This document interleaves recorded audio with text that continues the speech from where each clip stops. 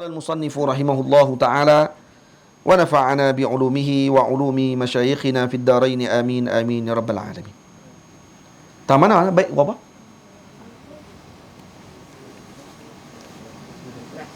Ya? Yang ke sebelah. Kata musannif fa'alaihi tazyinun li zahirihil jali.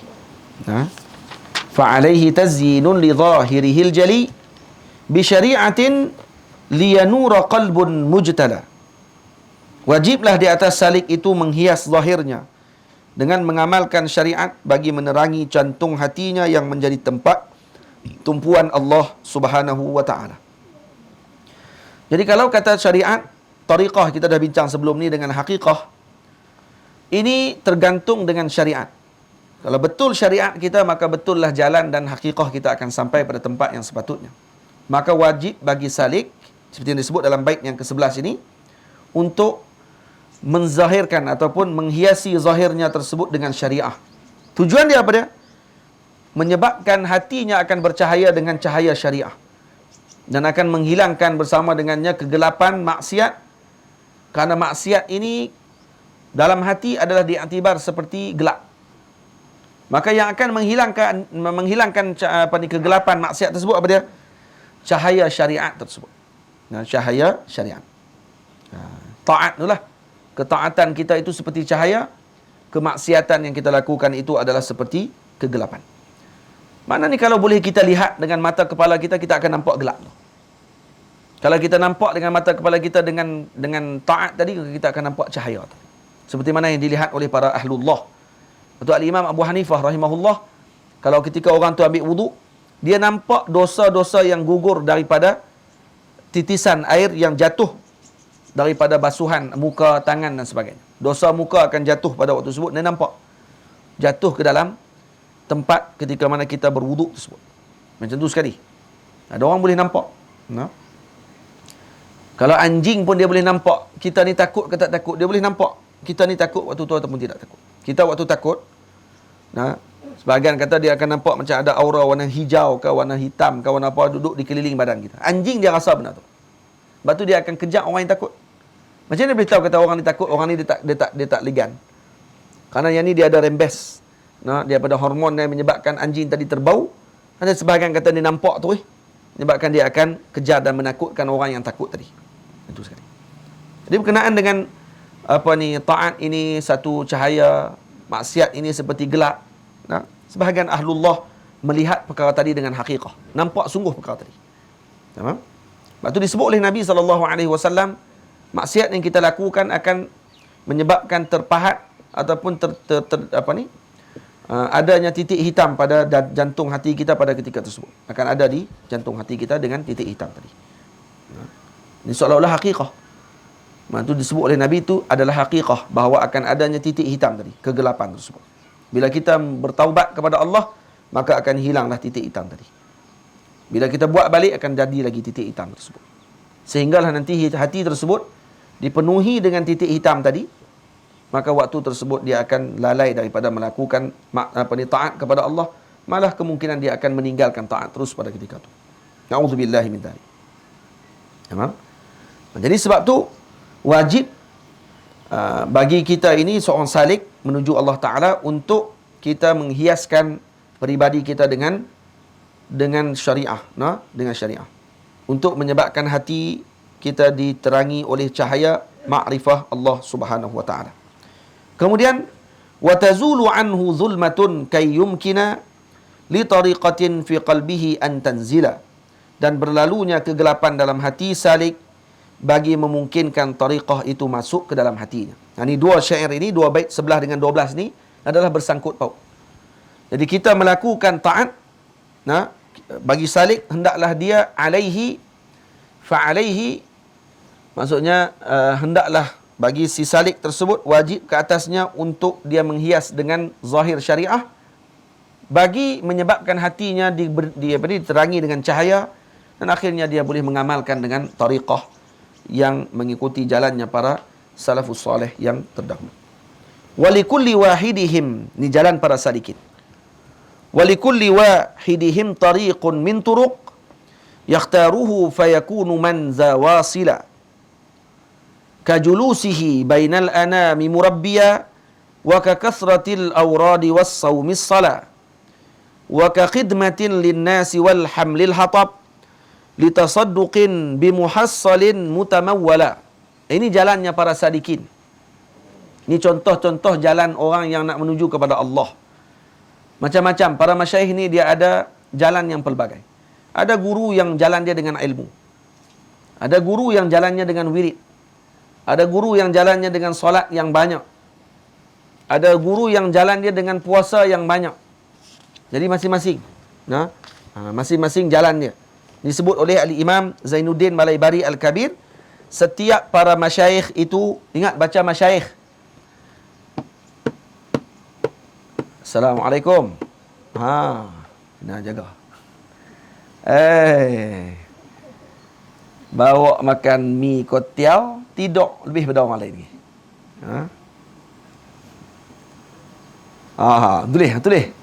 Tulis. Letih depa.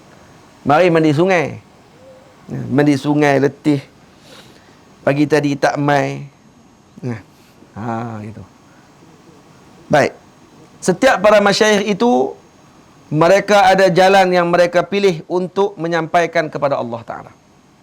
Setiap masyayikh. Ingat baca masyayikh, bukan masyayikh. Ramai kalangan kita yang bilang ni masyayikh. Masyayikh ni, masyayikh. Tak, masyayikh, ya. Bukan hamzah. Al-Imam Abdul Fattah Abu Ghuddah, satu hari dia pernah sebut, dia kata, Zahabtu ila, atau safartu ila al-Hind, li'aqula li'ulama'il Hindi la tahmizul masyayikh. Saya pergi saya musafir ke India untuk saya nak bagi tahu dekat ulama India, jangan hamzahkan masyayikh. Tahmizul masyayikh ada dua makna dia. Yang pertama, jangan cela masyayikh. Yang kedua, jangan hamzahkan masyayikh. Jangan sebut masyayikh. Kita pun orang kita banyak yang sebut masyayikh. Masyayikh ni salah dalam bentuk tasrif yang digunakan oleh para ulama Arab. Guru saya Syekh Ahmad Mamduh kata, tasrif masyayikh, ada sebahagian kata dia boleh kerana ada tasrif yang disebutkan macam tu. Arab lebih mengetahui tentang tasrif mereka. Dia kata dia tak boleh. Dan Syekh Ahmad Mamduh kata tak dibenarkan dengan masyayikh. Yang tepatnya adalah masyayikh, ya. Itu saya sebutkan sini. Kalau beli kitab India yang syarahkan kitab Imam Zainuddin Malaibari ni, ada kitab mereka guna masyayikh lagi. Para masyayikh, masyayikh dia guna. Tak, masyayikh. Ingat, Wildan. Doa. Jangan masyayikh. Masyayikh. Asim. Baik. Jadi setiap para masyayikh ada jalan mereka sendiri untuk menuju kepada Allah. Ada di antara mereka yang menjadi murabbi. Ni dalam kitab sebut kajulusihi bainal anami murabbiya. Ada di antara mereka yang menjadi murabbi. Memberikan petunjuk kepada manusia dengan mengajarkan mereka melakukan ibadah dan beramal dengan akhlak yang mulia. Ini murabbi. Murabbi maksudnya yang mendidik umat. Dan maksud murabbi adalah yang mendidik daripada ilmu yang kecil kemudian naik kepada peringkat yang seterusnya. Itu maksud murabbi. Dipanggil Rabbani. Dan ada juga di antara para masyayikh yang memilih jalan dengan membanyakkan zikir. Ada yang macam tu. Dia buat zawiyah, dia zawiyah untuk zikir. Jadi orang main berzikir tempat tersebut. Zikirnya banyak, Masya Allah, Tabarakallah. Tapi mengajak kurang. Banyak majlis zikir, ada yang macam tu.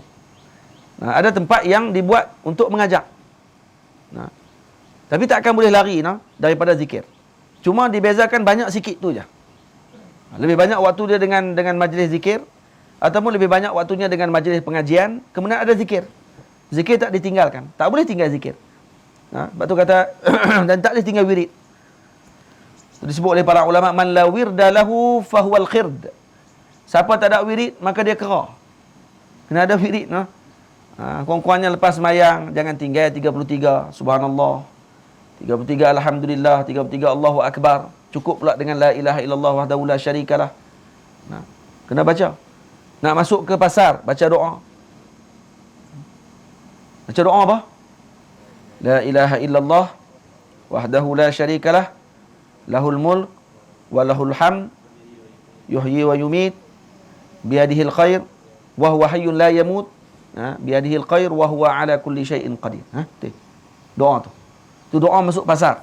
Kita nak pergi makan nat, kita nak masuk dalam pasar raya, nak masuk borong din, kalau kat Konerang, nak pergi Aircon Safe, Kok Senar, nak pergi Kok Carrefour, Kok Ustaz, Carrefour ada ke? Tak, Tesco, ke mana-mana pasar raya ke, nak pergi dekat pekan ni, hari Selasa ada pasar malam, baca doa tu. Kerana doa tu kalau siapa baca akan diberikan 1,000,000 pahala. Sejuta pahala. Dijatuhkan, digugurkan 1,000,000 kesalahan. Dan ditinggikan 1,000,000 darjat. Itu dia. Besar pahala tu, baca doa tu je. La ilaha illallah. Nak masuk tu baca. Berhenti dulu. Kalau tak ingat, tulis atas kertas. Elok nak pergi tu buka. Cari tam mana pula kertas ni. Tengok duit dia bawa.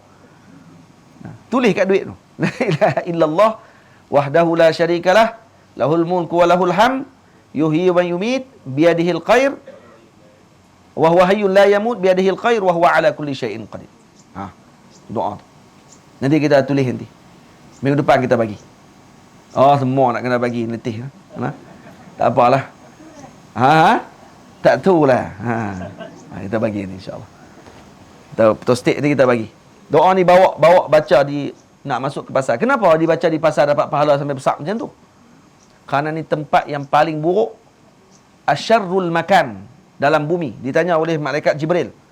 Sayyidina Rasul tanya kepada Sayyidina Jibril, mana tempat yang paling baik dalam muka bumi? Masajidullah disebut. Masjid tempat yang paling baik.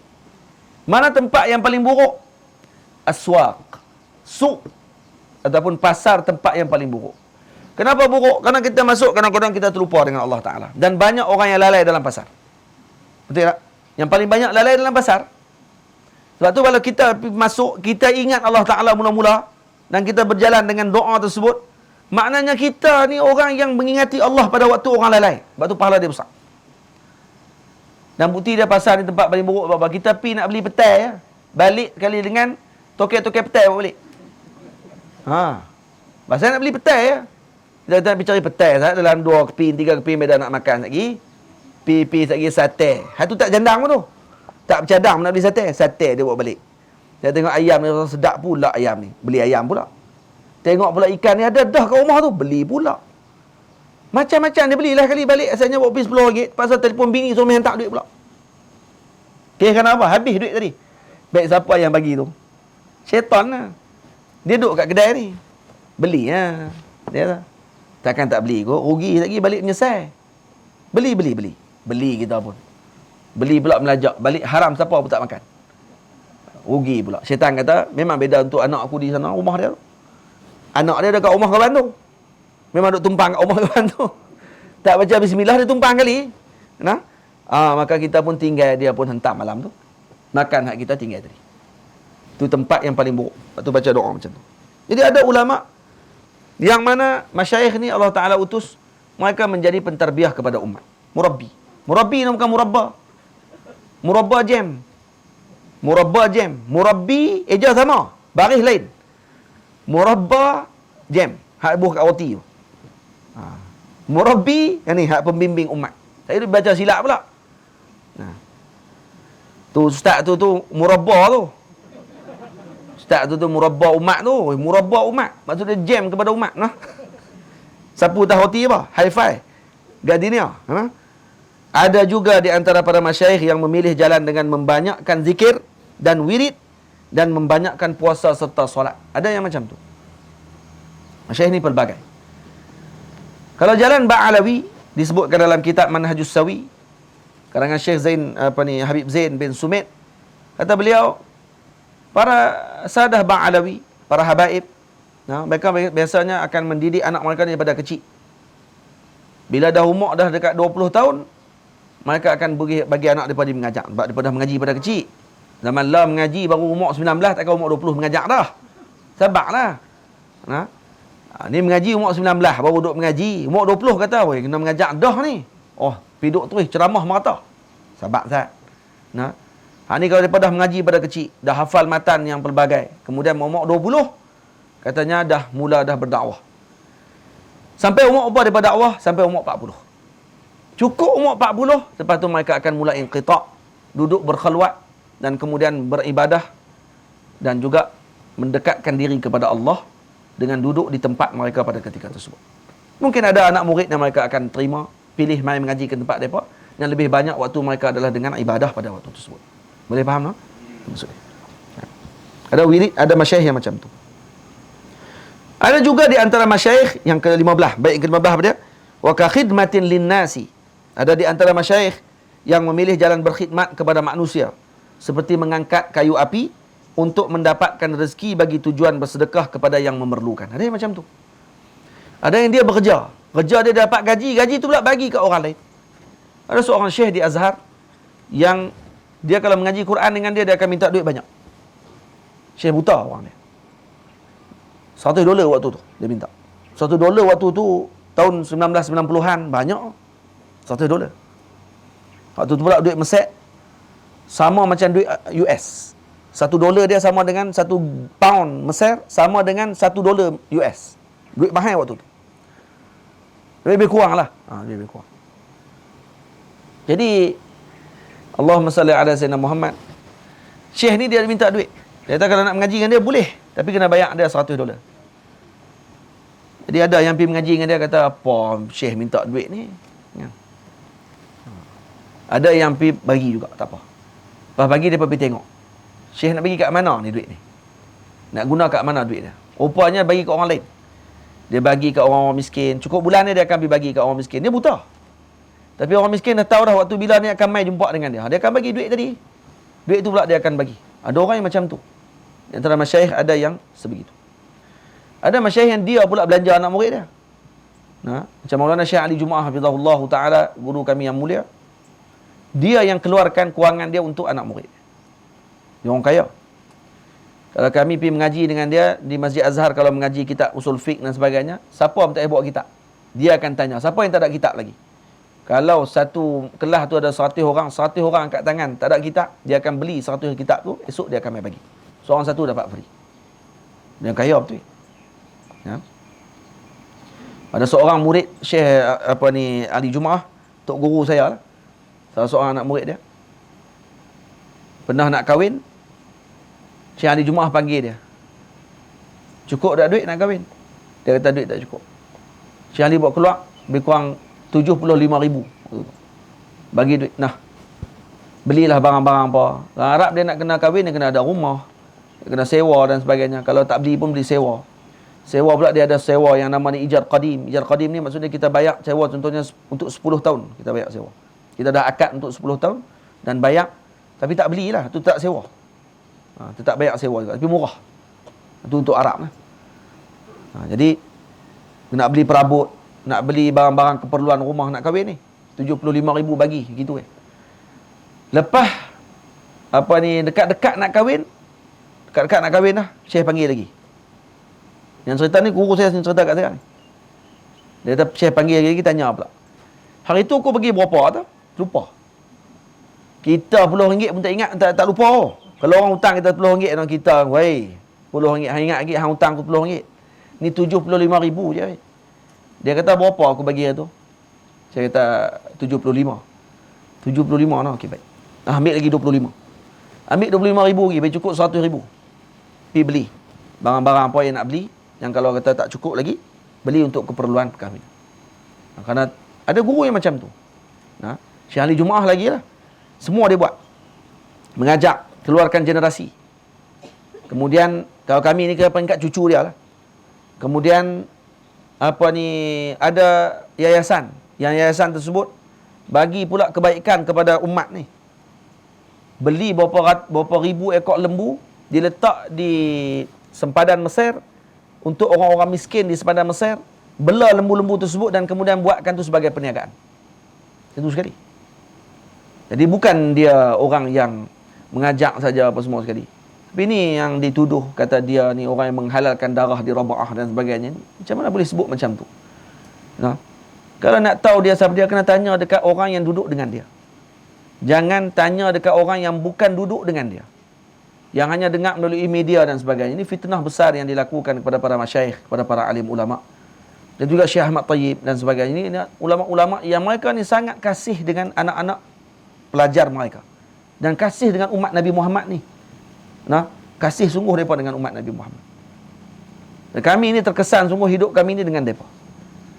Terkesan hidup kami ini dengan kehidupannya para masyayikh kami ini. Yang mereka ni sangat ambil berat tentang umat Nabi Muhammad SAW, apatah lagi kepada para penuntut ilmu Allah Subhanahu wa taala. Ada yang berkhidmat kepada umat. Ada yang dulu kerja bawa kayu api, dapat gaji, jual, dia akan bagi kepada yang memerlukan. Bagi ke anak murid dia, bagi kepada orang yang lebih miskin di tempat tersebut.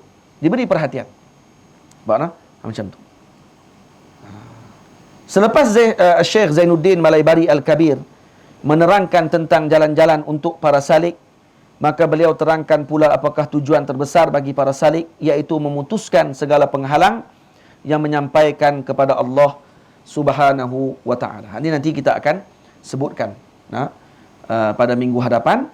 Saya akan syarahkan sedikit nanti berkenaan dengan jalan para sufi, jalan para ulama, jalan para awliya Allah Subhanahu wa taala sebelum kita masuk pada bait yang ke-16 pada minggu hadapan insya-Allah taala. Jadi setakat itu dulu.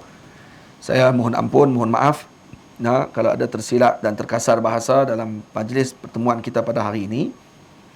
InsyaAllah kita doakan moga Allah Ta'ala segera mengangkat ujian yang Allah Ta'ala berikan kepada umat ini dengan segera diangkat oleh Allah Subhanahu Wa Ta'ala. Amin ya Rabbal Alamin. Dan diberikan kesihatan yang baik kepada kita semua.